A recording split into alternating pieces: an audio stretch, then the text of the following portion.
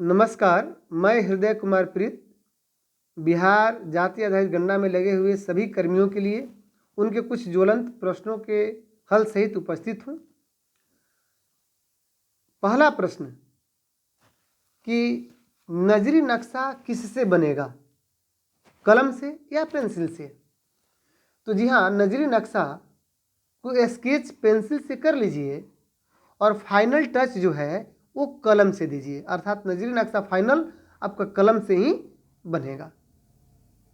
दूसरा प्रश्न है कि नजरी नक्शा में भवन को दिखाना है या मकान को, भवन संख्या लिखना है या मकान संख्या लिखना है? तो जी हाँ, नजरी नक्शा में आप भवन को दिखाइएगा, पक्का भवन को चौकोर से, कच्चे भवन को त्रिभुजाकार से। अब बात आती है कि भवन संख्या लिखें कि मकान संख्या, तो जी हाँ, दोनों लिखना है। अगर पक्का है तो चौकोर में या त्रिभुजाकार है तो त्रिभुजाकार में, तो उसके बीच में जो चौकोर बनाइएगा उसके बीच में भवन संख्या और माथे पर उसका मकान संख्या या नीचे मकान संख्या। कच्चा है तो उस त्रिभुज के आकार में के बीच में भवन संख्या लिखिए, माथे पर मकान संख्या, नीचे मकान संख्या। अब बात आती है कि क्या नजरी नक्शा में गैर आवासीय भवन को दिखाएंगे? तो जी हाँ, नजरी नक्शा में गैर आवासीय भवन को पक्का हो या कच्चा हो उसको दिखाना है। बांध हो, नहर हो, आपको पोस्ट ऑफिस हो, स्कूल हो, हॉस्पिटल हो, ट्रांसफार्मर हो, टावर हो, इन सभी चीज़ों को दिखाना है। उस मकान को लोकेट करने के लिए गैर आवासीय भवन को भी दिखाना है। अगला क्वेश्चन है कि कुछ लोग कह रहे हैं कि जैसे 95 ब्लॉक हो गया एक वार्ड में और उसमें 3 हमारे परगणक लगा दिए गए, एक 95, एक 95 एक 95B। अब कुछ लोग कह रहे हैं कि 95 जो है वही सभी वार्ड का नजरी नक्शा बनाएगा और 95A अपना क्षेत्र, 95B अपना क्षेत्र, जो बिल्कुल गलत है, क्योंकि इसमें कोई मुख्य परगणक और उप परगणक है नहीं, सभी प्रगणक हैं और सभी को अपना अपना नजरी नक्शा बनाना है और उन सभी के नजरी नक्शा को यानी 6 परगणक पर या 7 परगणक पर हमारे एक पर्यवेक्षक लगाए गए हैं जो अपना नजरी नक्शा बनाएंगे, जो पर्यवेक्षी नजरी नक्शा होगा।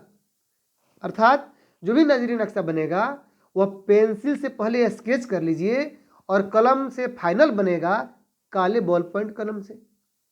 अब अगला प्रश्न जो है कि संक्षिप्त मकान सूची के कॉलम नंबर 8 में क्रम संख्या क्या असेंडिंग ऑर्डर में लगातार बढ़ते हुए चला जाएगा, क्रम संख्या 1 कॉलम नंबर 1 की तरह?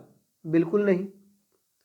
वो उस मकान में परिवार के क्रम संख्या है, तो अगर एक मकान में 4 परिवार हैं तो उनका 1 2 3 4 क्रम संख्या होगा। दूसरे मकान में 3 परिवार है तो 1 2 3 उनका क्रम संख्या होगा।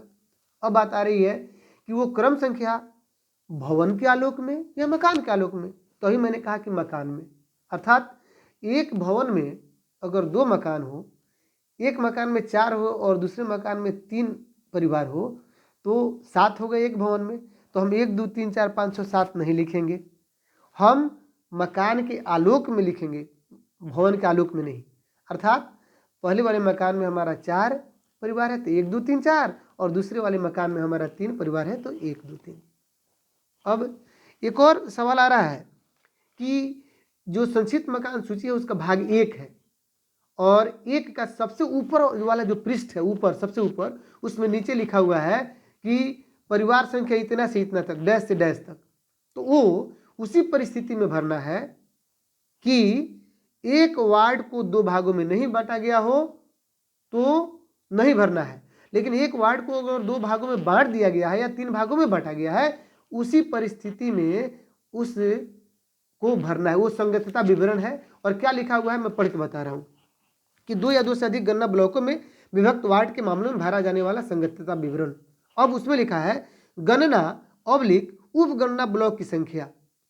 तो आपको अगर 95 है और कोई 95/01 है तो यहाँ लिखेंगे 95/01 और परिवार संख्या से कहाँ तक?